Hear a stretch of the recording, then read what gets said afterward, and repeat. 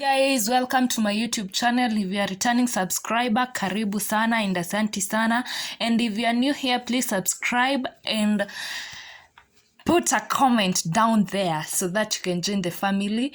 And today, guys, we have a guest who has passed through a lot in his childhood. So guys, help me introduce the one and only Odi Pyro. And guys, ladies, I have something for you. Please DM. Ako single, by the way. And if you're single, you can try your luck. Guys, Odi Pyro, how are you? I'm good. How are you? I'm good too.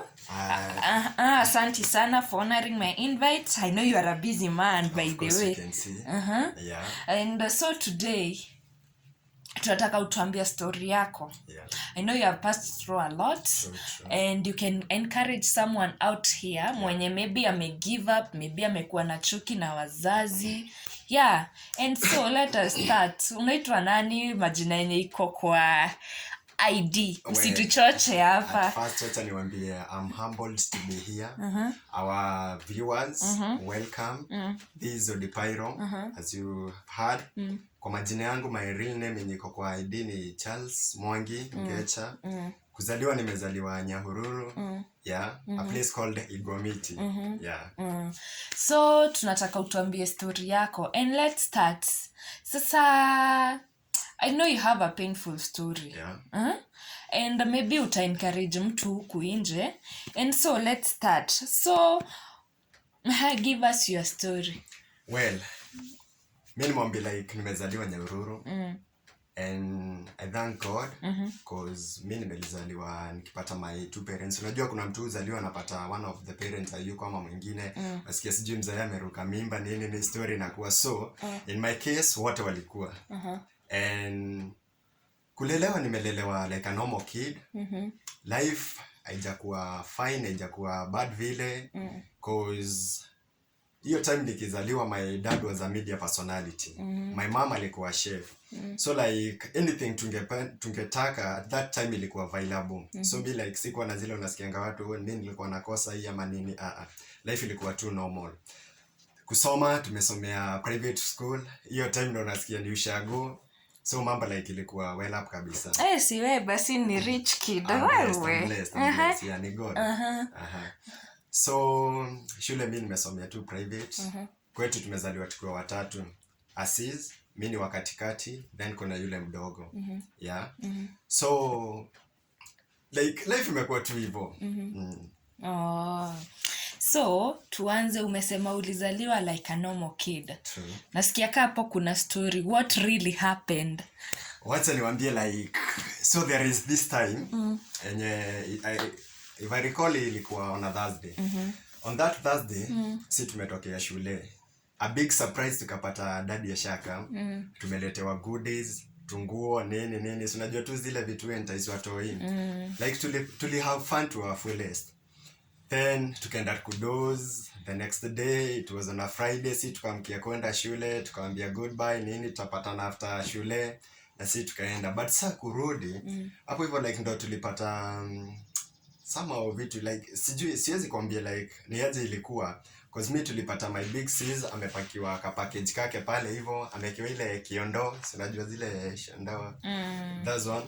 So alikuwa amekiwa mguu moja ya mbuzi, amekiwa unga 3 za ugali, 2 za ngano, kamchele, tumafuta, nini. Si unajua tu ile shopping normal. Then me because nilikuwa mdogo vile sikuwa masculine kasa hizi. Haya, mimi nilikuwa nimewekewa maziwa ile kibuyu ya 3 liters. Then nilikuwa na kadogi kangu nilikuwa nakapenda, kalikuwa kanaitwa Sosi. So Sosi mimi singemwacha mahali nilikuwa naenda. Nilikuwa nakafunga, tunaenda naye hadi kwa shosh. Then unapata like ile setup ya village ni from one village to another ilikuwa around ni approximate 8 kilometers hivi. So like unajua ile time wazazi wako wanaenda ati kutafuta mbali. Ni hapa hivi. Sika siku hizi unatoka hapo unaenda wapi? Walikuwa ruka fence. Basi ndio hiyo. So from hapo sisi tukaenda kwa shosh, ilikuwa around saa 10 kwa sababu ndo tulikuwa normally tunatokea shule, ilikuwa around saa 10 hadi 6 hapo. Sisi tukaenda tukafika kwa shosh, akatu welcome nini ile tumandizi, uji, ndoma, tunguashie vitu kaa hizo. Ikafika 6 saa moja ikielekea tukamwambia shosh, you know what, si lazima turudi home cause tunaenda tukae na kina mam nini nini hivyo. Sasa venye tulifika around hiyo time akatuambia hapana, Juni holiday, sorry weekend, wacha tukae na nyinyi, Monday itakuwa holiday. Sikumbuki ilikuwa ni holiday ni sisi tukasema tu ni sawa, ina issue. Basi tukatulia tukakaa huko hivyo. Wacha ijafika Sunday jioni around saa 8 tukamwambia shush, si lazima tuende cause tomorrow we reporting to school. Akatuambia kesho ni holiday, kwa hivyo mta extend mwende kesho. Si tukasema ni sawa, tuko na issue cause hapo hivyo kuna our little cousins wengine like my aunties, uncles, so like tuli have fun. Si tukasema ni sawa na tukatulia. Venye saa tulitulia, Monday ndio hii imefika. Monday kufika tena tukamwambia shosho, saa leo we must go. Akatuambia hapana, mtakaa huku, mama alienda na dad nini. Tukamwambia ai, dadi alienda peke yake, mama ndo tuliacha. Akatuambia hapana, walienda wote. Si hatungeshinda tukiagi juu kila kitu tunataka siko hapa hivi. So hatukushindania sana. Si tukasema tu ni sawa na tukakaa. The first week ikapita. Second week ndo tulikaa hivi, sizi yangu akauliza, ai, na shosho kwani siendi shule ama tulifunga? Cause my sis alikuwa 12 years. At 12 years, hiyo age at least ni mtu ako enlightened. Akamwambia hapana, shule utaenda. Monday ndo alianza kureport. Nasikia sasa ni private, so hakuwa na zile, alienda tu explanation kidogo. Sasa shida ilikuwa ni mimi. Mimi nimekaa the first week, hii ni second week, ikakaa ikapita the third week. Alafu unapata mimi like, okay, dad and mom, najua mnawatch kitu. And wacha tu niwaambie ukweli, nilikuwa naona mnanisumbua sana. Mimi sikuwa napenda shule. To be honest. Tunafanana ni venye Yeah. mtu akosangi otherwise lazima hiyo. usome. Ingebidi tu like ile usiwa disappoint.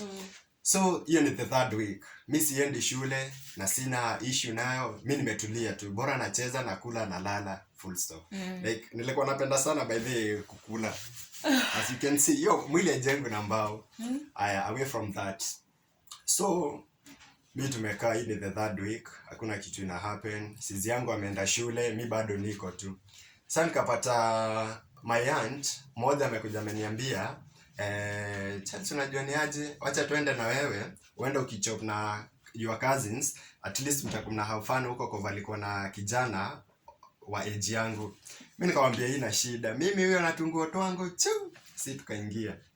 The moment tulienda kwa auntie, hey, huko sando like niliface mambo mingi.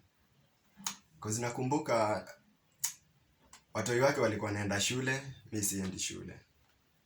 Wakibuy goodies, mimi sipewi. Like ilikuwa bit challenging cause unaona like mimi ni mse mwenye nimejua kitu ikikuja lazima tushie si wote. Anything ikikam lazima tugawane si wote. Like nilikuwa najua vitu zikikam ni za si wote. But sasa hapa hiyo unapata ni za my cousins but mimi sipati. Sasa nikaanza kupata kale ka kitu nasema ai, kwani nini naenda nini? Nikiuliza ni vita. Ni vita. Like kila kitu ilikuanga silencing. Ile point ilikuwa ya kusilence ni kiboko. Daily kiboko. Na si ile kichapo ya siku hizi, ni unachapo kofi unarusha huko. Viboko nini, kuchapo na slippers. Samia ilifika at a point nilikuwa naona hivi slippers nachukua naenda narusha choo. If nione kijiti na kaa kiboko, hata kaa ni kuni ama ni nini, sikuwa nataka inikaribie. Like tukue around nayo. Na before hii time yote and after all that, how kuna sense kuna anything? Unajua saa at 8 years, hata kama ingekuwa ni wewe like hakuna kitu ungefikiria cause mimi nilikuwa mtoi. Like mentally, sikuwa nimefika at that point ya kusema hapa hivi like na sense kuna danger ama kuna anything. So unaona tu like ni ile tu like normally. Mimi nikasema tu ni sawa. Nikauliza sasa siku moja nakumbuka nilipigwa vita. Auntie yako amebakisha mkate, ilikuwa imepakwa bibi, ameiweka hapo hivyo kwa kabati. So me the moment niliamka nilikam nikakula yote na chai. Nikasema today, leo yani ni ile siku yangu. Hizi vitu walikuwa wameficha leo na mimi nazo. Wacha nikwambie my sister. That day nilipewa beating ingine up to date. Sijai sawa. Hadi ukiangalia hapa hivi na kuanga na kaalama fulani. Hapa nakumbuka nilienda kugongwa hivi nikipotea nikagongwa na kona ya meza. Juu ya kukula tu. Mkate. And guys, wazazi wengine or any relative unatoanga wapi guts za kunyima mtu chakula? Haikuwa a full loaf, ilikuwa ni slices. I think ilikuwa slice ine. But ile kichapo nilipata up to date huwa naikumbuka. But thank God sasa mimi nikamalizana na mkate, kichapo nikapata, nikasema ni sawa. From hapo nikasema hapana, huku sikai. Mimi nikatoka hapo hivyo kwa shosha iko mbali. Mimi nikaenda hadi kwa granny. The moment nilifika pale nikamwambia shosho, mimi uko hivyo kwa auntie siendi kukaa tena. Kwa zile mateso mimi napitia, like nikiwanga mtoi sana nilikuwa naona yenyewe hii ni hell. Juu kichapo kila siku au ukuli au uvai nini, nikikumbuka home like kila kitu tulikuwa tunapata, nguo ziko nini, kudala tunalala poa, sifanyishwi kazi. But hapa hivi unapata wacha nikwambie, I'm getting kind of emotional because it's a touching story. My cousins wakienda shule, unajua mimi nilikuwa na baki naambiwa nichunge kuku, bata zisiende kwa wenyewe. Unajua kawaida ya like ile ya village, ukipata kuna fence hapo, kuku inaingia na kula mboga za wenyewe nini. Wacha nikwambie nilikuwa napigwa vita. Ile the serious one. Kichapo daily. Hadi kafika mahali nikaona wenyewe hawataniua. Sasa nikaplan, hizi kuku si ndo zinafanya nipigwe kila siku. Sasa nilienda kwa ile nyumba ya kuku. Nilikuwa nashika moja kunyonga shingo, moja na nyonga shingo. Nikazimaliza zote. I think zilikuwa 14, if not 14 up to 15 hapo hivyo. Lakini pia ulikuwa noti. Unajua like wacha nikwambie, kuna pain nyingine unaweza pitia wana hii kitu like sana ile revenge. Unajua hapa hivi lazima nami nimtende ndio kesho wasirudie. Sasa hiyo siku ndio ilikuwa worse. Cause nakumbuka ile kichapo nilipitia nayo hadi nilikuwa sana nimeplan kucommit suicide. But before hapo hivyo nikasema hapana, siwezi jiua, acha mimi niende kwa shosh. Nikaenda nikamwambia story venye iko nini. Kufika huko hivyo kumbe shosh naye ile kuwa like ako fed up na mambo mbaya zangu. Akaambiwa kijana ni mbaya, aliua sijui kuku zangu, sijui alifanya nini, anaharibu vitu za wenyewe, amekuwa mwizi. Nikashindwa shosh. Mimi hakuna kitu nimefanya. Lakini kuku ulinyonga. Unajua sasa hiyo ni revenge. Like hiyo ni ile part ya revenge code. Unajua pia yamenitenda, lazima hadi mimi nimpitishie kitu fulani. Wacha shosho achachukua kiboko. Nakwambia wacha nipigwe vita ingine. Vita pale nimetoka juu ya vita, hapa nimekuja juu ya vita. Mimi nikakaa hivi nikashindwa. Kwani what's not happening? Kwani dunia yangu ina change? Sasa like nikaanza kuona ile life kuna kitu cause hiyo time nikajaribu ku reach out my dad. Sasa hiyo hata simu hakuna. Juu ilikuwa kitambo na huko ma 2000 I think to 1 to 3 hapo hivyo. Simu hakuna. Before upate access ya simu ni shida. Mimi nikasema mimi kijana acha nivumilie. Kichapo ikakuwa saa like ndo my lifestyle. Nikifanya hivi na chapo, nikifanya hivi na chapo. But wacha nikwambie life haikuwa easy at that moment. Because nakumbuka beating ilikuwa serious. To a point nilikuwa na chapo hadi na nosebleed. Like unapata yes ni your grandmother, but ile kichapo anakuchapa well like unapata ile kichapo anakuchapa si kichapo inafaa mtoto na hakuna kitu umemkosea. So ikafika to a point mimi nikamwambia mimi nataka kwenda kwa my mom, like ile nikakuwa aggressive kabisa, nikapersist kabisa, nikamwambia shosho hapana, mimi nataka kwenda kwa my mom na my dad, if si hivyo mimi huko hivi amnipate. Akaniambia hapana, kuna place unaenda. Kwanza hiyo time nakwambia na kichapo huko umekanyagiwa chini ni viboko, tunaambiwa hapana, hakuna place unaenda. Mimi namwambia shosho mimi ndio nichape aje, mimi nataka kwenda. Sasa ndio ilifika pahali hiyo story nikiongea wana feel sorry guys. Huku nje najua mnapitia mambo and hakuna mtu hananga painful story, so guys please you just be persistent and know that one day itajipa. Si lazima uko umepitia mambo ya childhood trauma ama nini, it may be something in your current situation sahi kenye unapitia, but guys I assure you there is God who changes situation. Yeah, that's true. Okay, that's true. So like hiyo time mimi nimechapwa, nimekanyagishwa chini. Mimi nikamwambia Shosh, you know what, mi lazima niende. Akaniambia kuna place unaenda, mamako alikufa. Kukufa tena? Yeah, hiyo ndo kitu niliambiwa. Nikaambiwa from now ujuange wewe ni yatima, mamako na babako venye walienda walikufa. Sasa hizi mimi ndo nitakuwa ninawa take care of kila kitu with your aunt. Nikamwambia hapana, mama hawezi kuwa amekufa. Na the moment tulitoka home, tuliacha tu like hawakuwa na shida nini. Sile kitu ndo like nilianza kudigest. Nikaona hapa something fishy iko. Hiyo kitu ilinisumbua because nilienda nikauliza hadi mayanko, akaniambia Shosho alikwambiaje? Aliniambia my mom and my dad walipass. So like hapo hivyo yenyewe naelewa kifo, but namuuliza kukufa ni nini? Naniambia kukufa ni like venye walienda hutawahi waona tena kwa life yako. Walitoka hii dunia wakaenda juu. Nikamwambia ni sawa, if walienda juu, si hadi mimi mtanipangia nguo zangu niende juu. Nakumbuka ni 8 years. Innocently. Nikakumbuka hapo hivyo ni 8 years. Mayako aliniangalia kwa uzini.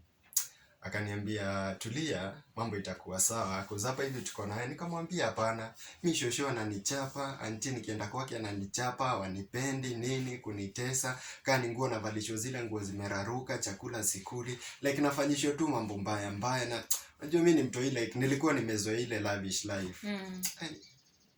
Sasa ile point ikaanza kusink. Hiyo time sizi yangu kakam nikamwambia najua nini, mama Shosho aliniambia mama na dad walikufa.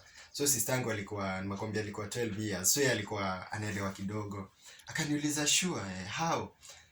Nikamwambia mimi hivyo ndo waliniambia. Sasa hiyo nimechapa huku nimejaa vinonda nini, like ulikuwa unapata tu ni stripes za viboko.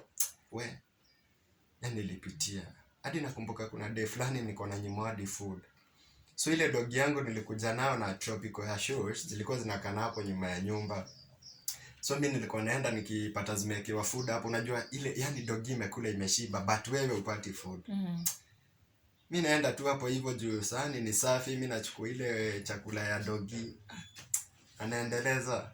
Na before tuendelee, viewers and the audience, msisahau huyu ni Shosh, your biological Shosh mwenye anakutreat.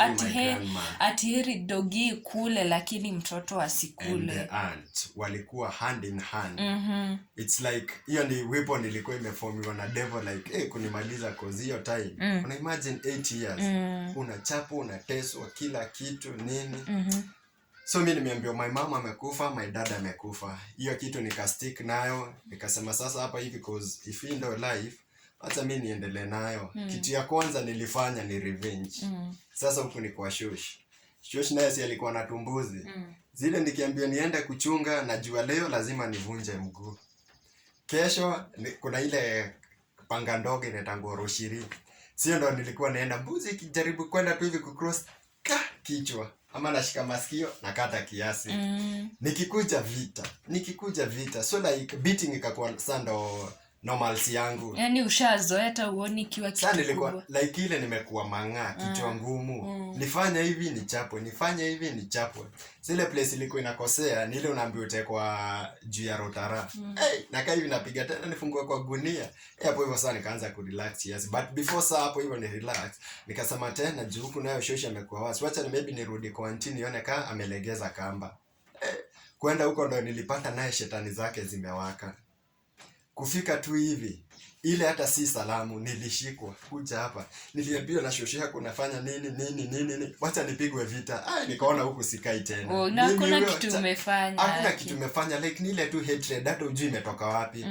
Mimi nikasema ni so if God even ndo umeamua, wacha ikue.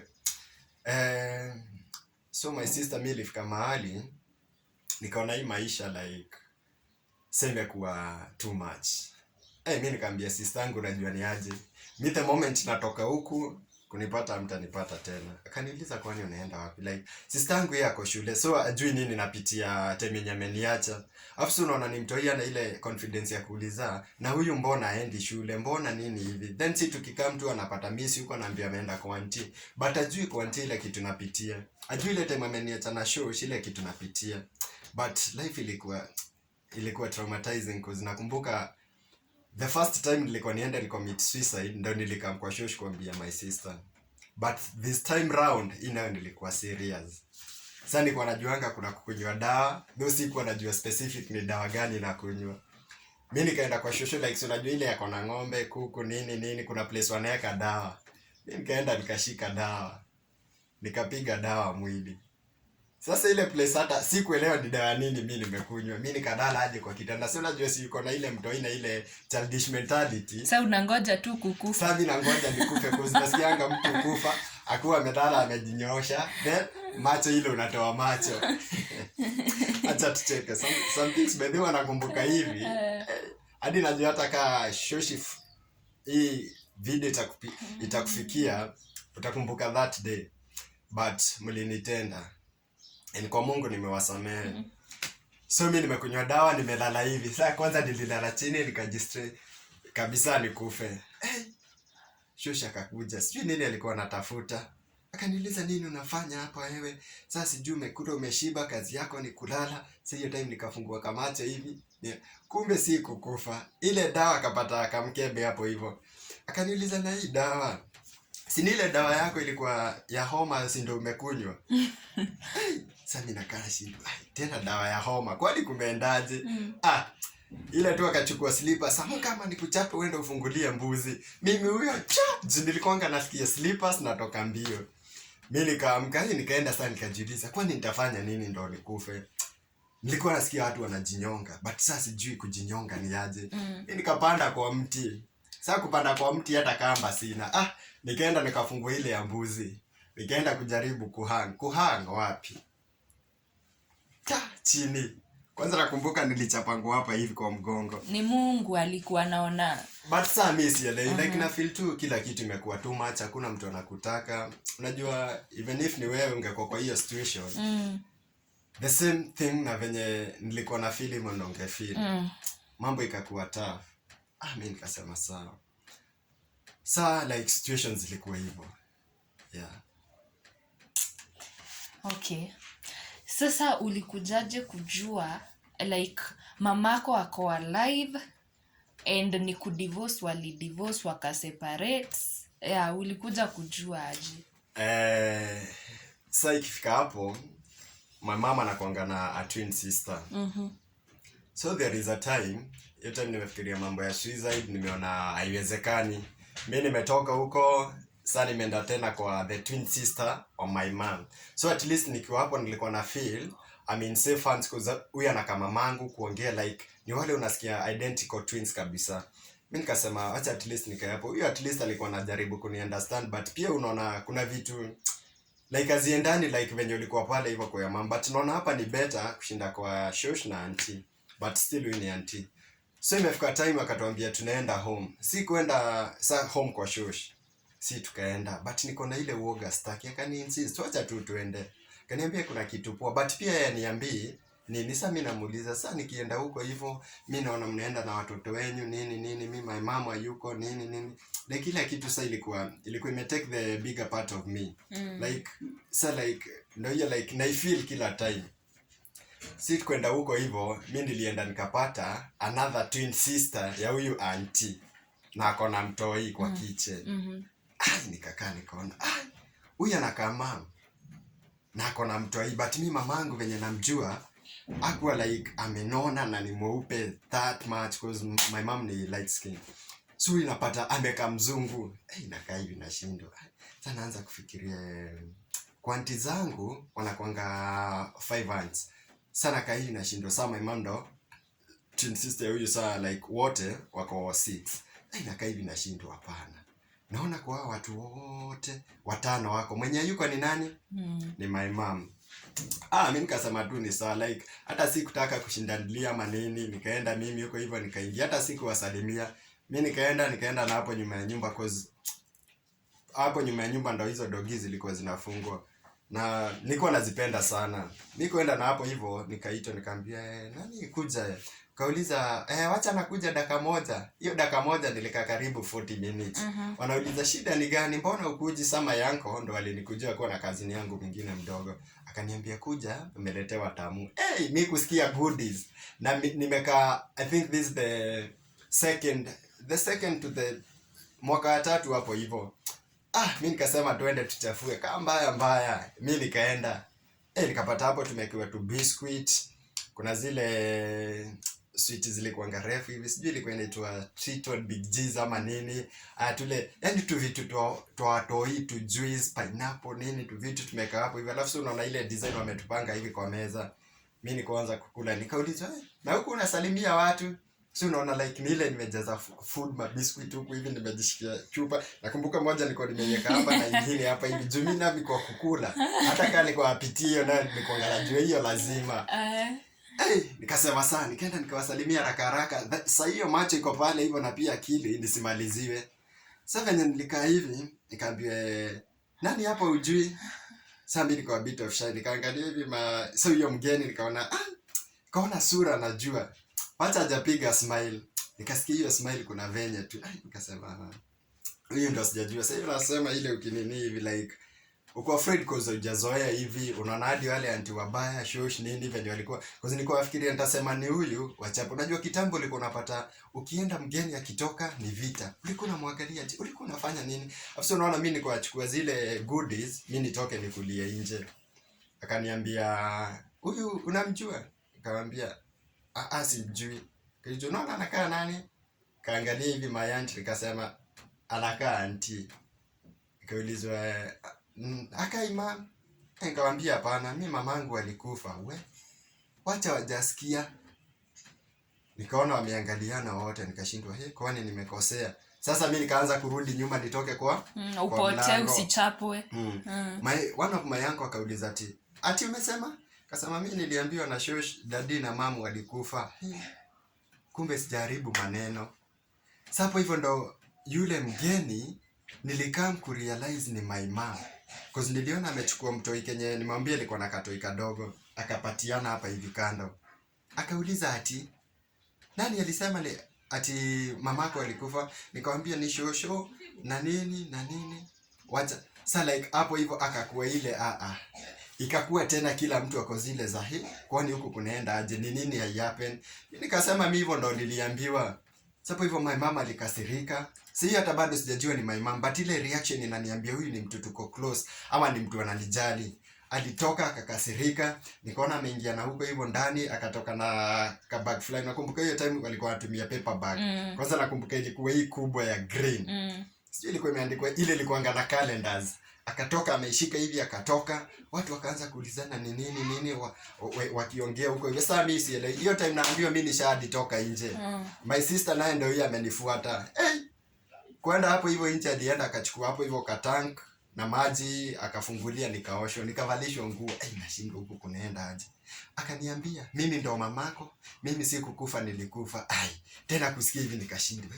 Kwani leo kunaendelea aje? Nini hayapen huko hivi? Venye niliambiwa hivyo nilifurahi, but nila kufurahia doubt. Mimi ashindwa mamangu tena. Mimi nikasema ni sawa. Singuo nimevalishwa mpya nini. Akachukua sister yangu katoi nini. Imagine venye alikuja hivyo ndo tulienda. Hivyo venye alikuja hivyo ndo tulienda. Tuliwacha sitting wakuwa wamekaa huko hivyo. Na sasa hiyo ni the whole family. Ni Mungu. Yeah, cause hadi mimi sikuwa na imagine like kitu kama hiyo inaweza happen. Like for the first time in a period of 3 years nimepata mtu yule like ako concerned na my welfare, like ile anakutreat kama mzazi, kama mama. Sasa hivyo ndo nilianza kukaa nikaona huyu ni mamangu. Sasa ile sasa tumetoka, sasa tunaendelea kwa gate. My aunt, my shoshu wameanza kutoka, wanamwambia mama nani rudi. Usikue nini, wacha tuongee nini, mambo ni kuongea, tulikuwa tunawaambia hivyo, wacha kutusumbua nini. From hapo hivyo my mom naye ameanza kulia. Sasa si wote tumemshika hivi ni kwenda tunaenda, wacha tulie. Sasa ikabaki nikaa mazishi, ilikuwa wasikia tulikuwa tumekuja kufurahia, but imekuwa tena like ile reunion ilikuwa ni huzuni. Kuzadi ya wengine sasa wameanza nao kulia, like ndo wameanza kurealize yenyewe walifanya kitu mbaya. But kaambia God to si wacha tuende. Okay, this is a lesson kwa wenye mko huko nje, wenye mnafanyianga watu mabaya.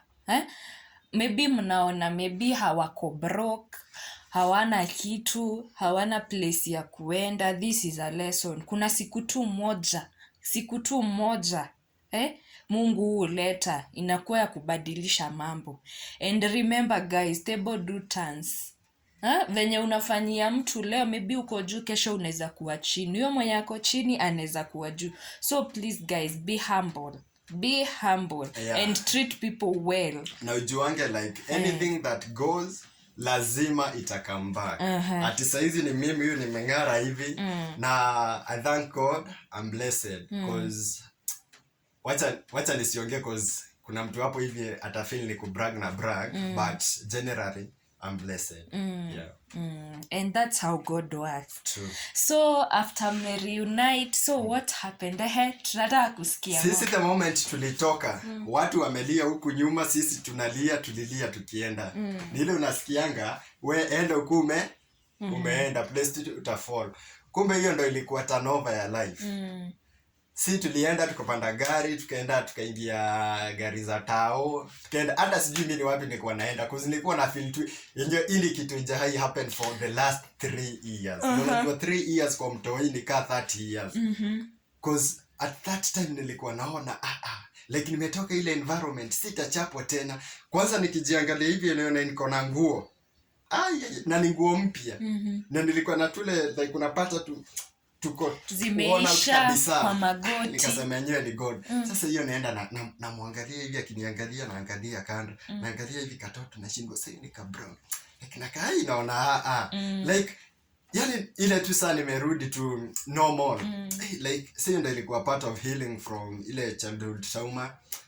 Si venye tulienda tukapata tumeingia saa tao like ile setup ya town. Wapata kuna tu viti nini. Si unajua ile like kuna difference ya town na ile ya village. Nikapata huku mambo iko sati hapo kuko na ka screen una watch nini. Wacha nibambike. Na hivyo ndo ili happen up to now. Yeah. So, and that's how God works. Najua umecut short hiyo story yote because maybe of time. Unajua tukaanza kuongea saa hizi. Our viewers hapa hivi mtachoka. Yeah. So because of time guys, tutaicut short hapo. You can watch part 2 later, but for now guys, it's a bye. Thanks for watching. And our listeners and viewers, wacha niwaambie kitu moja. Pale hivyo kwa comment section, enda comment, you like, subscribe, share, and let's support this channel. And God will bless you. Okay. So guys, it's a wrap, and see you guys next time. Thank you guys. We love you. Bye.